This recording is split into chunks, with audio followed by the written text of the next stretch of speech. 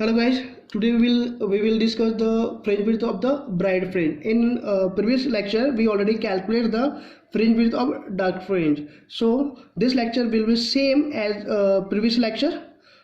Just something is changes in for calculation of the fringe width of the bright fringe. Let's start. This is a diagram of similar diagram which you uses in the early class. S1 S2 there are the some term which uses in the this diagram I already mentioned here. S1 S2 is a two slit, not a hole.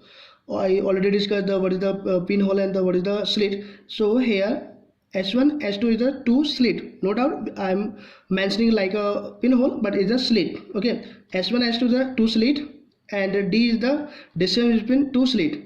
L and M is the two screen and distance between two screen is the D. Okay, we want to calculate the fringe width of the bright fringe. Here we consider that is the fringe width we want to calculate. In the earlier class we already discussed in means previous lecture we already discussed we need of the two dark fringe to calculate the fringe width of the bright fringe. If it is the bright fringe, we need of the dark fringe, upper dark fringe and lower dark fringe. So we need a calculation of the position of the dark fringe from the center of the screen M. हमें अगर इसकी bright fringe calculate करनी है तो हमें क्या करना पड़ेगा, इस स्क्रीन के सेंटर से इसके नीचे वाले डार्क की लोकेशन कैलकुलेट करनी है और इसके ऊपर वाले डार्क की लोकेशन कैलकुलेट करनी है जो कि xn और xn+1 होगा और उसको हमें सब्ट्रैक्ट करना है, वही हमारा आंसर होता है. सिमिलर वही टॉपिक है. Okay, if this is the we want to calculate the location of the this fringe and this is fringe is the dark fringe. So if here overlap process is occurring, it's mean here no doubt dark fringe will form if S1 when the light starting from S1 and reach at the point P and S2 to P overlap in destructive manner. Means S1 से P और S2 से P पर जो light जाएगी, wave जाएगी, वो destructive के manner में मैच होगी, तभी इस लोकेशन पे डार्क फ्रिंज फॉर्म होगा. सिमिलरली अगर यहाँ पर भी डार्क है तो यहाँ से जो वेव इधर जाएगी और इधर से इधर जाएगी वो भी डार्क में तभी फॉर्म करेगा जब डिस्ट्रक्टिव मैनर में मैच करेगा. No doubt. Okay, so if at the P is the dark fringe means example के लिए अगर यहाँ से ये डार्क है तो आप कंसीडर कर लीजिए यहाँ से अगर टू वेव, जस्ट कंसीडर, कुछ भी एग्जांपल हो सकता है, हम कंसीडर कर रहे हैं S1 से P पे जो वेव ट्रैवल करती हुई जा रही है, अगर इसकी वेवलेंथ 2 लैम्डा है तो यहाँ से जो ट्रैवल करती हुई जाएगी यहाँ पर तो उसका 3.5 लैम्डा की बात कर रहे हैं, मीन्स 7/2 लैम्डा. तो दोनों के पार्ट में कितना हुआ 3 लैम्डा/2. तो ये किसका कंडीशन है, डिस्ट्रक्टिव का कंडीशन है कि मीन्स अगर यहाँ से यहाँ तक जो वेव गई है और यहाँ से यहाँ तक वेव गई है उन दोनों के लैम्डा का डिफरेंस मीन्स पाथ का डिफरेंस 3 लैम्डा/2 है, वही तो वो डार्क फ्रिंज होगा. तो नो डाउट मुझे इसको कैलकुलेट करने के लिए इसकी नीड है. तो और ये ब्राइट है, ब्राइट को कैलकुलेट करना है तो आपको डार्क कैलकुलेट करना पड़ेगा. तो उसी के लिए हमें सेम प्रोसेस अप्लाई करना है जैसे हमने प्रीवियस लेक्चर में अप्लाई किया था. Okay okay, when the light starting from the S1 and reach the point P and starting from the S2 and reach at the point P, both have the part difference between S1P and S2P. And what is the part difference? That's why I am mentioning or drawing the perpendicular between the S2P and S1P. I am drawing the perpendicular from the S1 on S2P. S1 से हमने S2P पे एक perpendicular draw कर लिया ये length, और हमने कैसे कर लिया कि S1P और NP दोनों की लेंथ सेम है, मीन्स ये जो लेंथ है और ये लेंथ इस पॉइंट से इस पॉइंट की लेंथ ये सेम है. तो अगर पार्ट डिफरेंस निकालना है इस पॉइंट पर, अगर जो लाइट यहाँ से जा रही है और यहाँ से जा रही है वो होगा क्या, तो वो होगा S2P माइनस S1P. वो ये रहा डेल्टा, और डेल्टा क्या है S2P माइनस S1P. ये S2P दो पार्ट में ब्रेक कर रखा है हमने, देखिए S2N और NP, ये टोटल जो लेंथ है इसको दो पार्ट में ब्रेक कर दिया है, एक है S2N और एक है N2P. ओके, और NP किसके इक्वल है S1P के. सो S2P minus S1P, S2P splitted into two section S2N plus NP. Now put the value of S2P. So S2N plus NP is the value of S2P minus S1P. Since NP equal to S1P, so both will be cancel each other and remaining term is the S2N. S2N is the part difference between both wave which denoting by the delta. So delta equal to S2n. Okay, so जो light S1 से P पे जा रही है और S2 से जो P पे जा रही है, इनकी भी जो भी पाथ डिफरेंस होगा वो ये लेंथ के इक्वल होगा. मीन्स एक्चुअली ये लेंथ 3/λ/2 होगा, बट ऐसा नहीं दिख रहा. आपको कंसीडर करना है कि ये 3/2 लैम्डा होगा. ये चीज़ मेंशन नहीं होती, मैं अलग एक डायग्राम में दिखा के आपको समझा दूंगा कैसे होता है. फिलहाल कि ये एक्चुअली जो लेंथ है ना वो 3/2 लैम्डा हो सकता है, ये मैंने मेंशन नहीं किया. मे बी ये किसका कंडीशन है, डिस्ट्रक्टिव का. तो हो सकता है कि इन दोनों के बीच में λ/2 भी हो सकता है. क्यों? तो उसका आंसर ये था कि डिस्ट्रक्टिव में तभी होता है जब दोनों के बीच पार्ट डिफरेंस 3λ/2, 3λ/2, 5λ/2 ऐसा कुछ हो, या 2n - 1 λ/2 हो सकता है. तो एक जनरल कंडीशन मैंने बना दिया है. ठीक है, तो अब हम क्या कर रहे हैं, तो डेल्टा हमने कैलकुलेट कर लिया है, डेल्टा इक्वल टू S2n. अब हमारे पास दो ट्राइंगल है. We have the two triangle S2 S1 और O'OP. दो डायग्राम है. तो first of all we selecting the S2 S1 and n. This diagram I am selecting.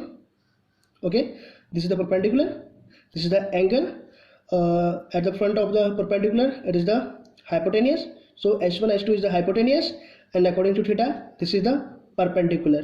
So if I am selecting sin theta equal to perpendicular, this is the perpendicular which denoted by S2n, and this is the hypotenuse which denoted by the S1 and S2.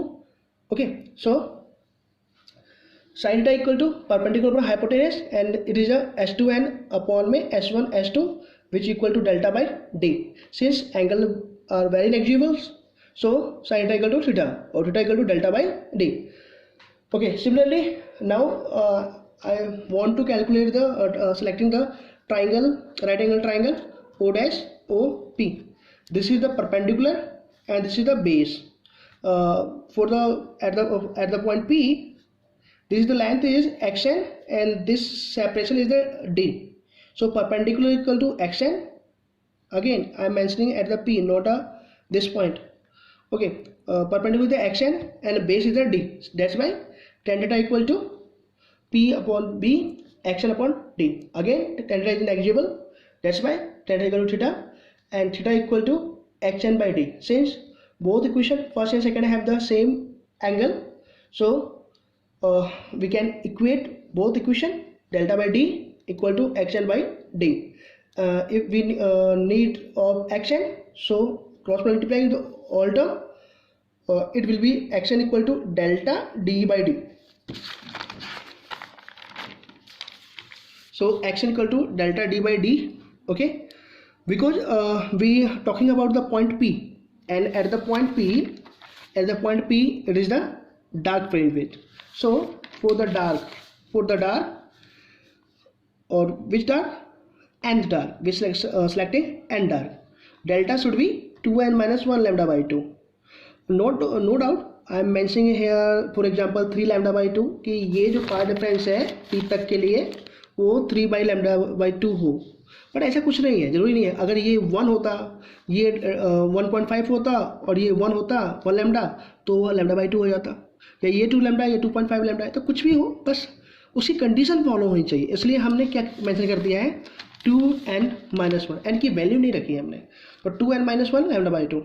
That's why when the put the value of delta in equation number 3rd, then it will be xn equal to 2n - 1 lambda d by 2d. Okay, now we need of the upper dark fringe.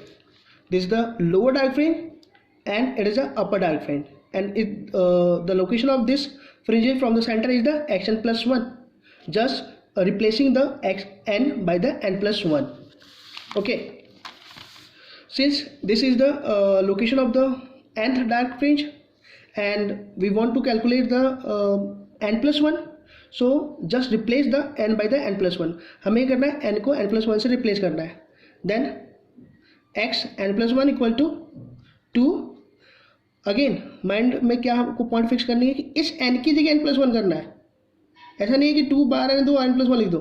तो 2 लिखा, bracket form किया, n plus 1 किया है, और फिर -1. कहीं क्या करते हैं जब 2n plus लिखते हैं तो वो लिखते हैं 2n plus 1. that will be wrong. That's why just from the bracket 2n plus 1 minus 1 and lambda d by 2d. Multiplying the both term 2n plus 2 and it is a minus 1 lambda d by 2d. So value of the xn plus 1 equal to 2n plus 1 lambda d by 2d. So location of the upper dark and location of the lower dark. And if you want to calculate the fringe width, so fringe width is for the bright is differential between the location of the or subtraction between the location of the upper dark and lower dark, xn plus 1 minus xn.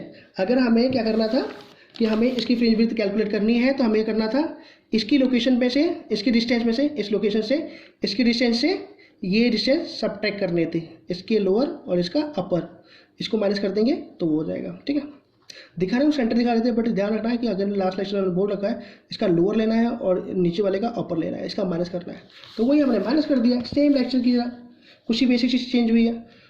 So this is the value of xn plus 1 2n plus 1 lambda by 2d minus this is the value of the xn 2n minus 1 lambda by 2d. Just multiplying the terms, simplify the term.